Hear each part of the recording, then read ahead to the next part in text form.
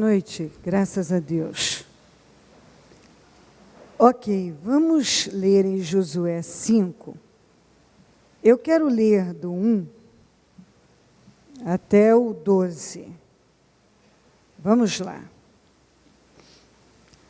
Todos os reis amorreus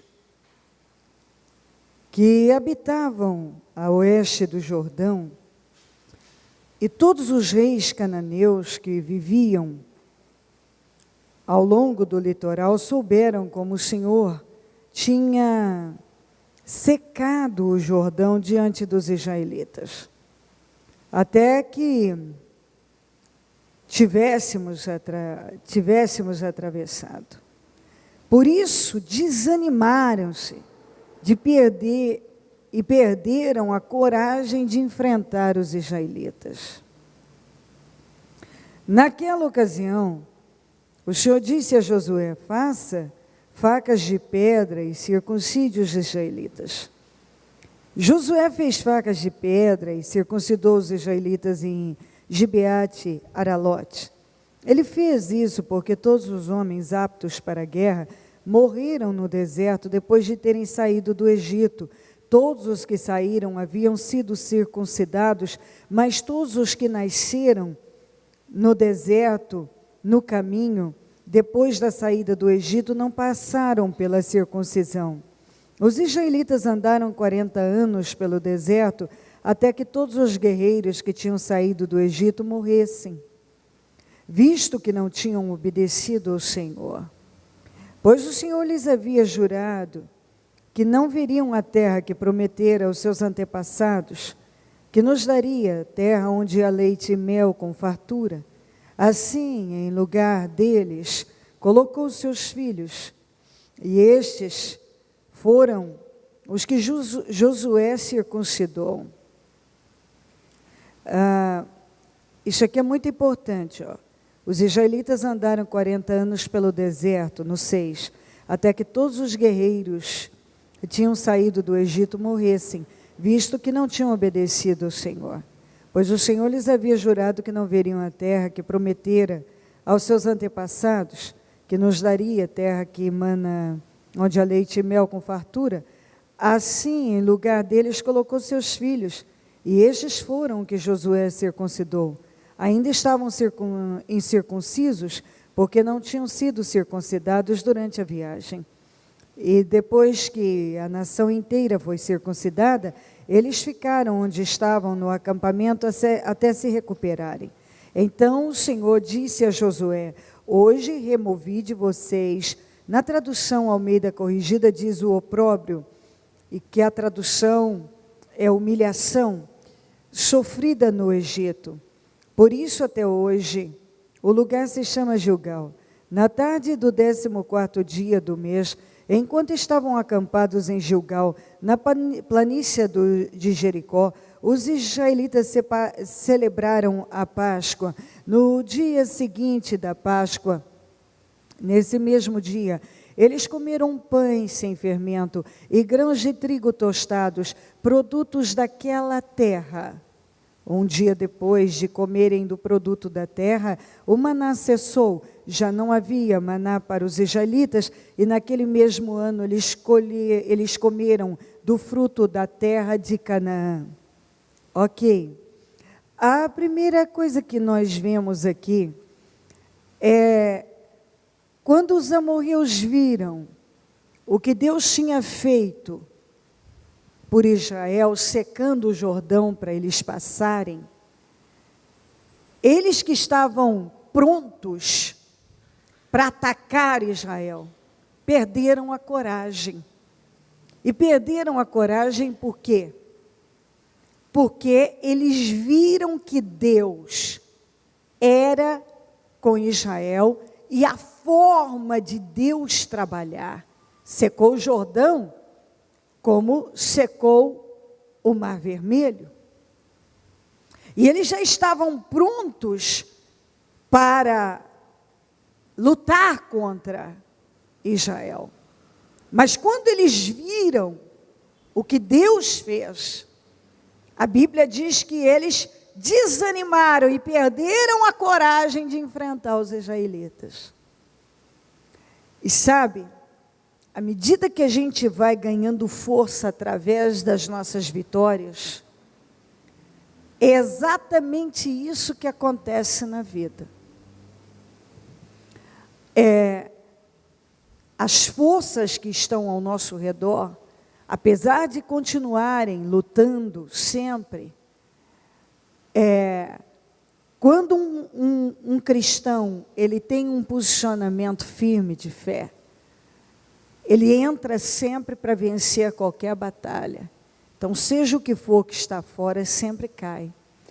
E isso eu já vi muitas vezes, pessoas que estavam prontas para investir contra alguém que é de Deus, que anda com Deus.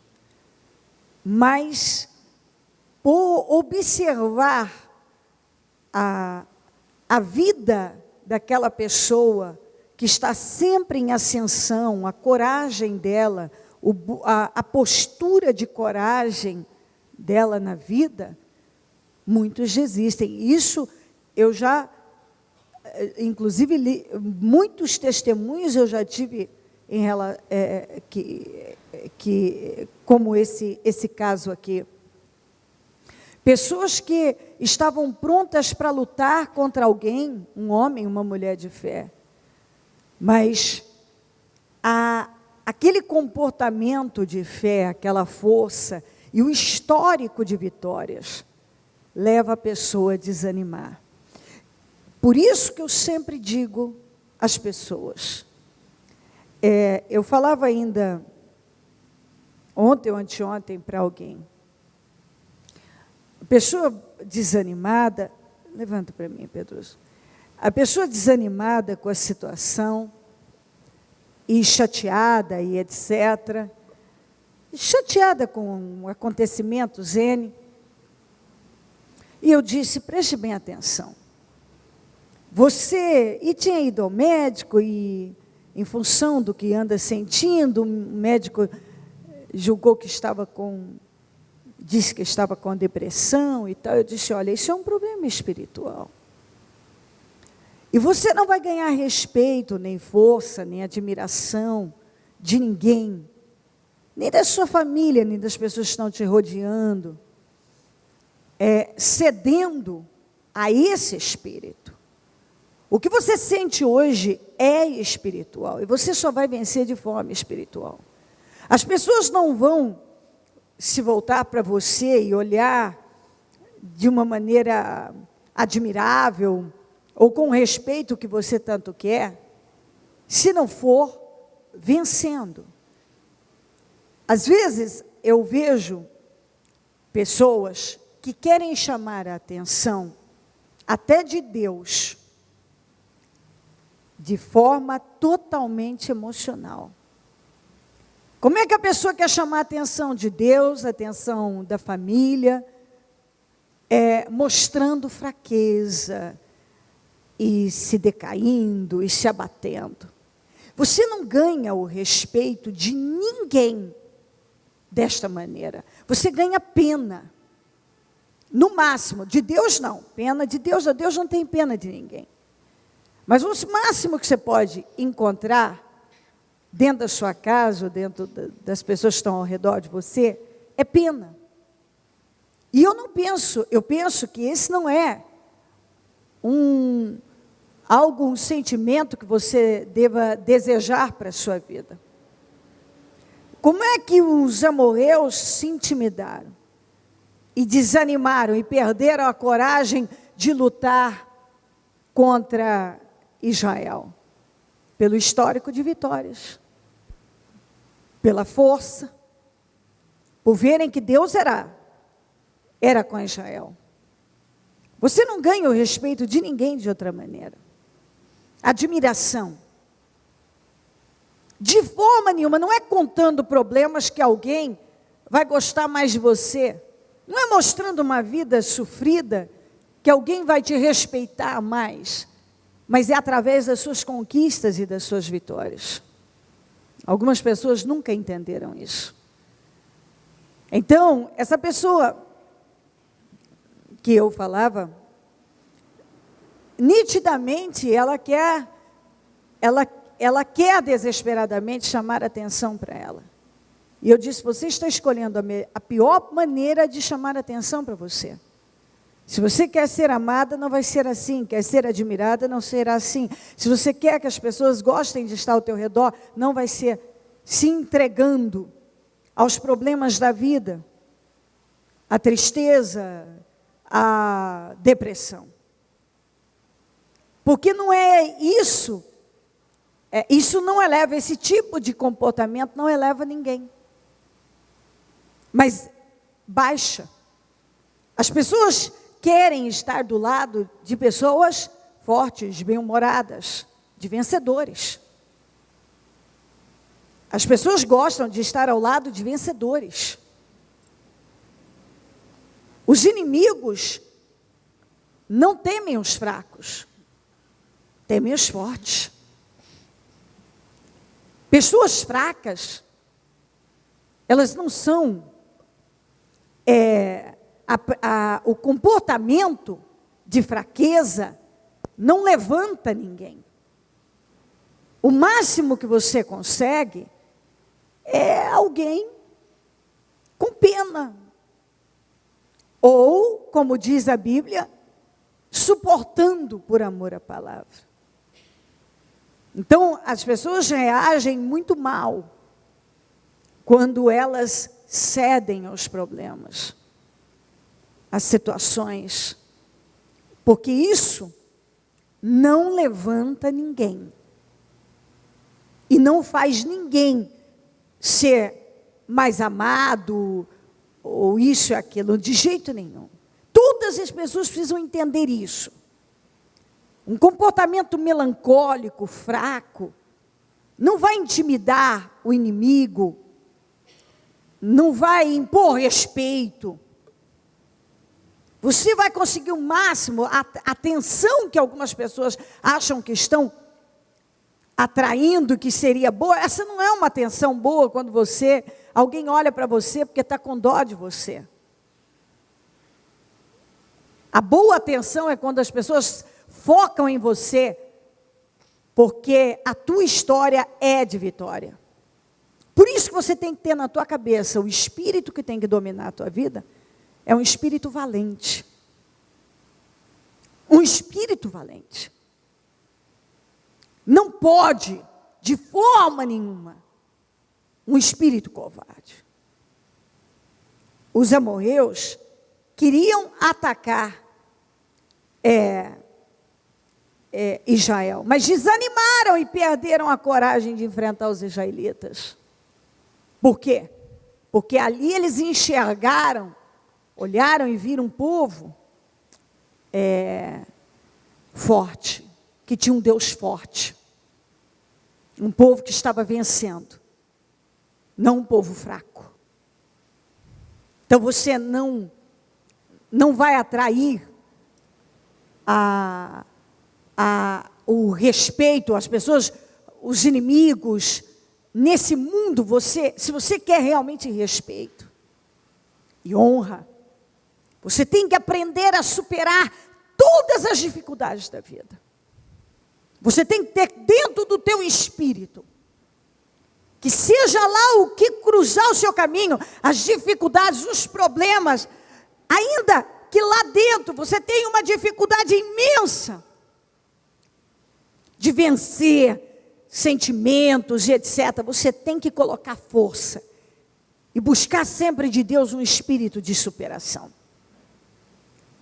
Porque o respeito e a admiração que muitas pessoas têm buscado, elas só vão conquistar através de um espírito corajoso e de uma história, uma vida construída de vitórias, não de derrotas, não de fraqueza, mas de força.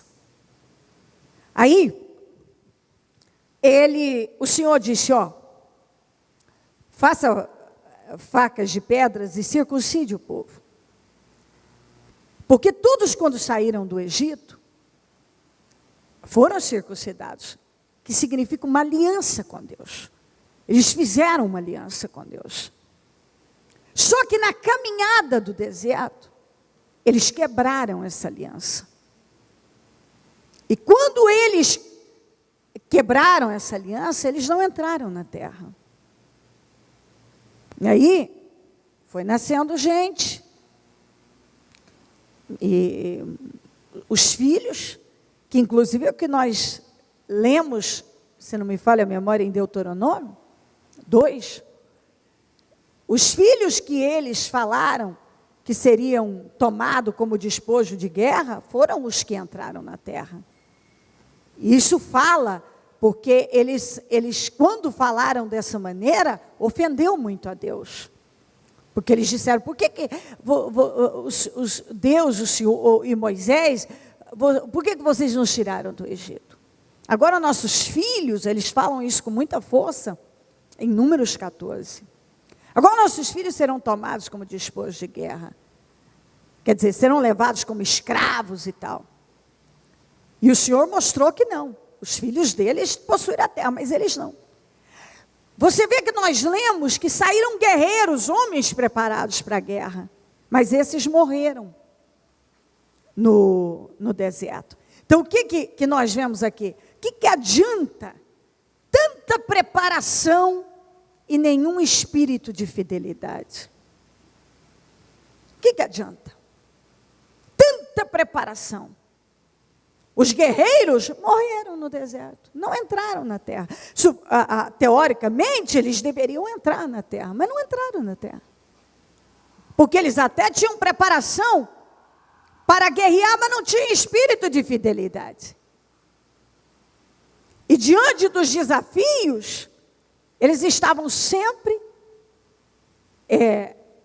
fracassando e mostrando um espírito covarde, murmurador. E aquilo, toda aquela preparação, guerreiros, não adiantou nada. Porque às vezes você se prepara tanto por um lado e esquece do principal. Que é o que eu vejo acontecer. Tem gente que prepara tanto por um lado, a parte carnal, material, e esquece do principal. Foi o que aconteceu.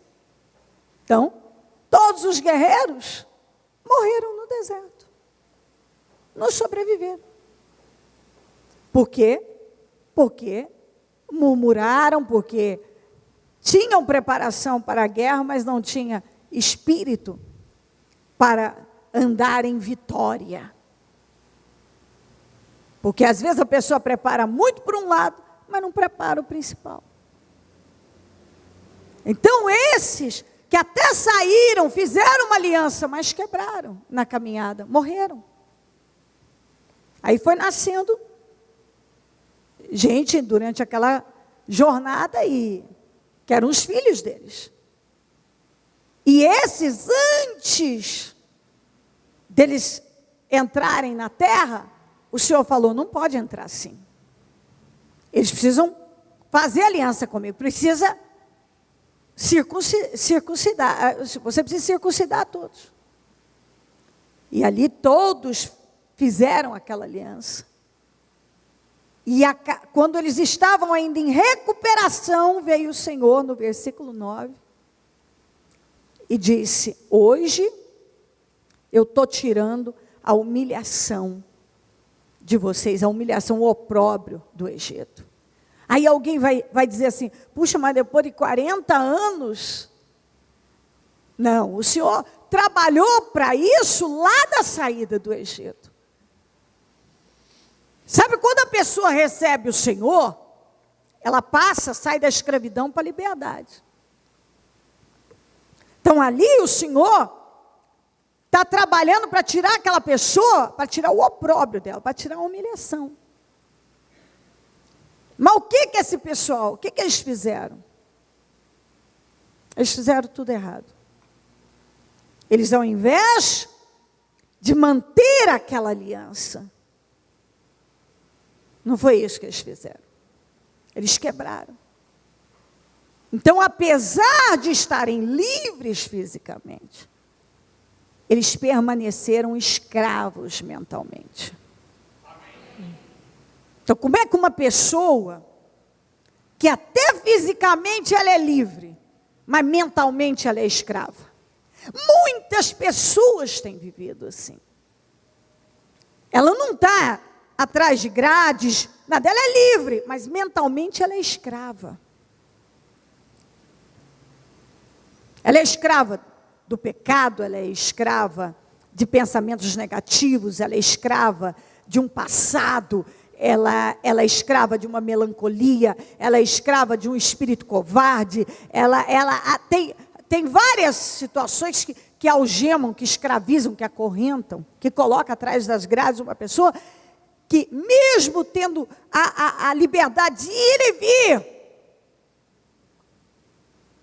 como mentalmente ela é escrava, a vida dela não anda, vive amarrada, travada, porque ela é livre, mas aqui ela é escrava. A palavra, ela não deixou entrar. Não deixou. Então, o que aconteceu? Eles haviam passado a vida deles sob o regime da escravidão. Quando o Senhor deu liberdade a eles, ao invés deles pensarem como pessoas livres, eles continuaram pensando como escravos. É o que acontece com muita gente. A pessoa vem para o Senhor, faz uma aliança com Ele, mas ela quebra a aliança porque ela não muda o espírito. Ela sai fora daquilo que o Senhor espera dela. Ela saiu do mundo, mas ela não mudou a mentalidade dela. Ela saiu de tal religião, mas ela não mudou a mentalidade dela. Muitas pessoas, elas saíram, mas elas saíram fisicamente, elas não saíram mentalmente, espiritualmente. Amém. Elas continuam escravas aqui. Então, esses não entraram na terra. Aí, os que nasceram no deserto, esses já, apesar de estarem no deserto, já nasceram livres. Mas ainda não tinha sido feita a circuncisão, a aliança. Então, você vê que uma coisa puxa a outra. Eles tinham uma mente livre, mas precisava fazer uma aliança com o Senhor. Os outros até fizeram, mas permaneceram escravos na mente. Eu estou me fazendo entender? Amém. Então, não adianta uma coisa sem a outra. Eu faço uma aliança com Deus, mas não mudo a minha mentalidade. Eu vou quebrar essa aliança. Eu faço uma aliança com Deus e trabalho para eliminar toda aquela maneira velha de pensar, aquele meu sistema, tirar da minha vida. E pensar como Deus quer que eu pense.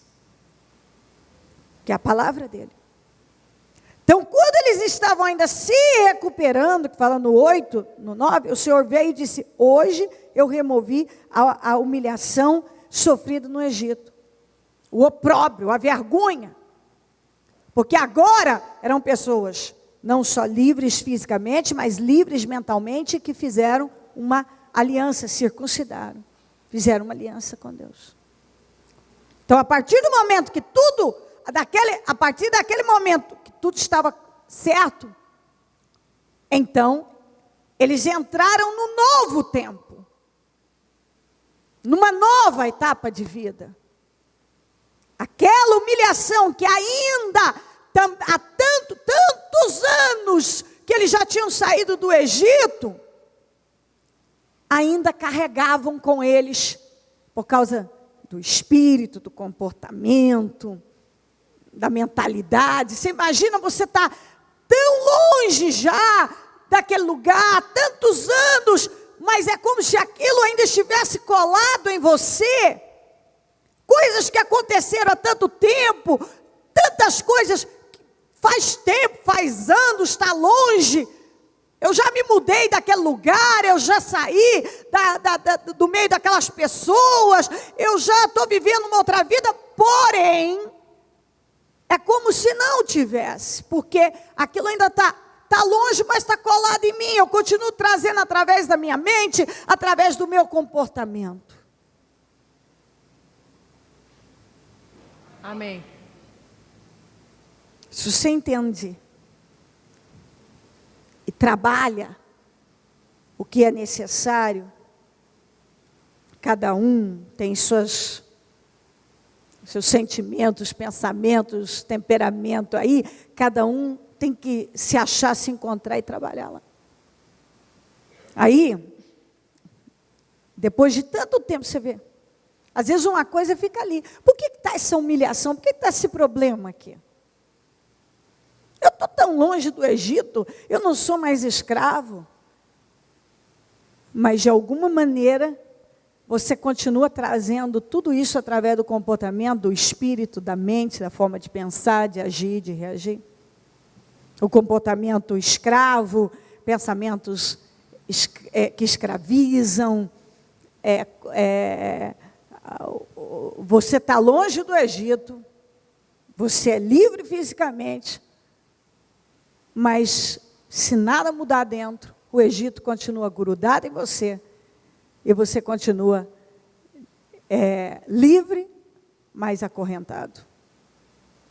Porque o que acorrenta a vida da pessoa é o que está dentro dela.